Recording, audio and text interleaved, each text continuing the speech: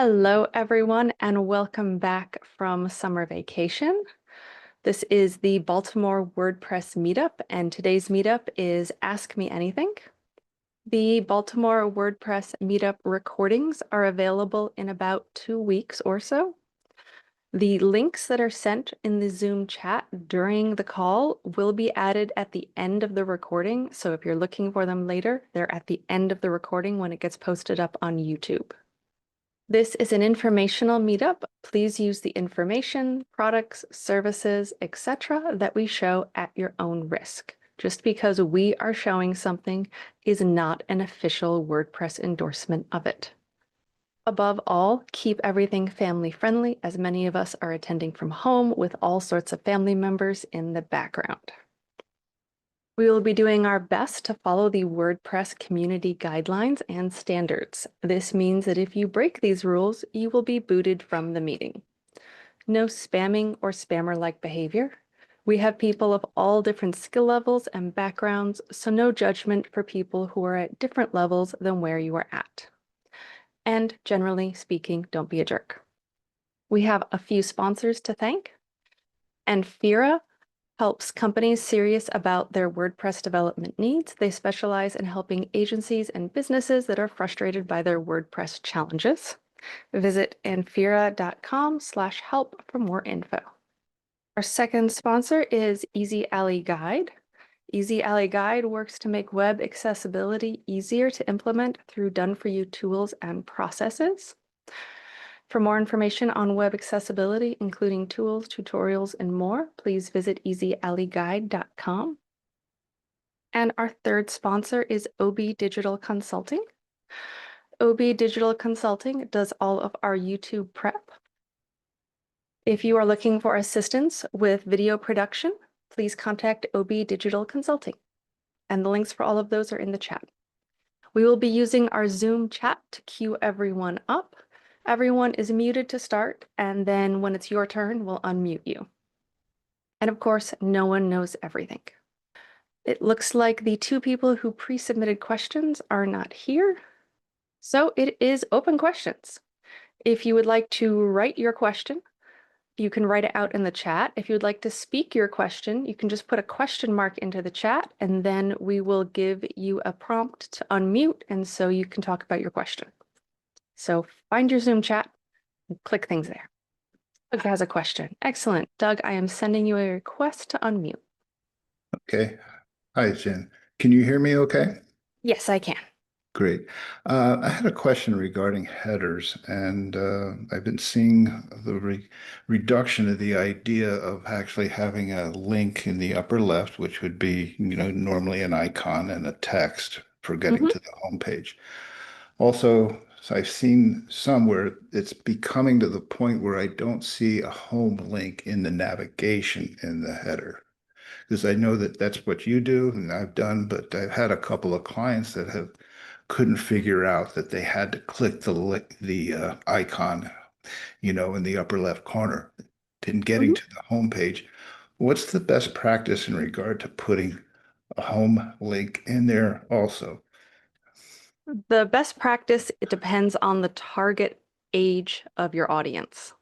So if you are talking about people in typically the over 60 brackets, then it's much more common to put a home link into the navigational bar.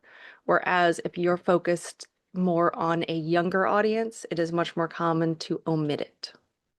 I'm seeing that very few websites that I go to have that home link in the navigation. Yes, for about the last 20 years, it's been very common for the logo to be the link to the homepage. So we'll go ahead. So people have just adapted that style. And so very few websites actually include a home link in the navigation. Usually the exception is if they're specifically targeting older populations. Yeah, it's pretty low. I actually just punched around like 60 websites trying to look at that. And of course, I'm a little bit in the tech industry, and I would assume that most people would understand that. But there's like 5% out of the websites that I went to that actually have that home link in the navigation. but okay. That sounds Makes about right. sense. Yeah, makes sense. Okay, thanks. Mhm. Hello, David. Well, hello there. How are you? Good. You could even unmute yourself. I know it's amazing these new powers I have. So you were asking whether you'll be able to hear the submitted questions at the end. I'm not sure what you're asking about. Or now, well, you said there was two people who had submitted questions. People So, only get their questions answered if they show up. okay, fair enough. Fair enough. Yeah, you would think so. The two questions this time pre-submitted were rather generic questions, which would have needed more clarification anyway. So Okay. one of them was about getting started with WordPress. That's a very generic question. I need a whole lot more context. Yeah, definitely. Okay. Okay. I don't have anything in particular. This is my first time in here on this, so I was kind Well, of you'll be back again next week. I will be back next week. Yes. Yes, and I will be able to bore all of you with regaling you with my tales of networking prowess. Well, we look forward to it. Thanks. All right. Does anyone else have any questions or things about WordPress or web accessibility that they would like to talk about? David, I know you probably have something on your mind. The the only Sorry, interesting, not you, not David. me, David. David Den. Yes. Oh, I'm just used to talking. I'm sorry. I'll shut up now. Let's go ahead and call on David Den. Oh, hello. Hello. Yeah. So I've just been learning a bit about these components about accordions and using the details tag. I know some, so I'm just wondering what is your take on which one is better, using the details and summary tag or using the regular accordions that people use with JavaScript? Because there's always been that debate. I don't know which one you prefer. It is a long and healthy debate. I prefer to consider it more like the semantic HTML. Details was kind of designed to be more of a definition. Yeah. So I prefer to use the more standard accordion where you have a button, it's triggered with JavaScript, and then you have headers in with that. So you've got the header, and then inside of the header is the button tag. That way you can pull the information about each of those headings into the one into SEO and then two into for screen readers, they can pull all the headings on the page. It also helps search engines to kind of understand the page a little bit better because it's marked up with the headings. Okay. Yeah. Thank you. That's my preference. Okay. And the other one I think I posted on one of those Facebook groups about the tabs and adding a tab index on tab panels.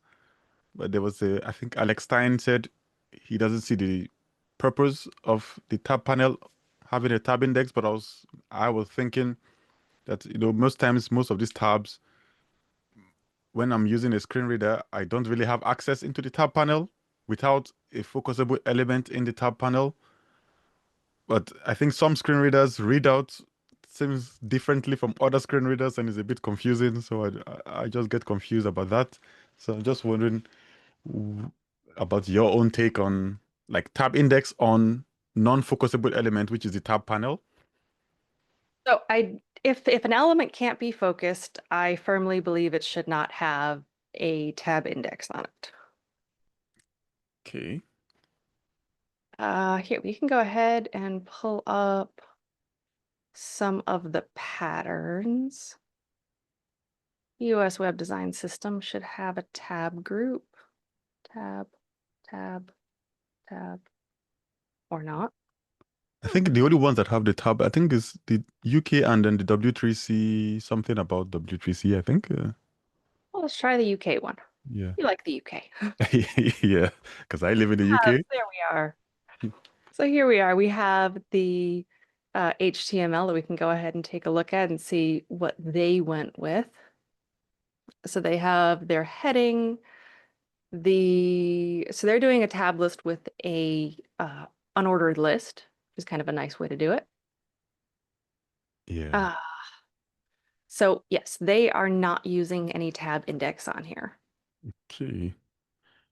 But then, because I've always been using that, what's the other one? That's APG guide or something. They use the tab index, so that what got. Components. Let's see.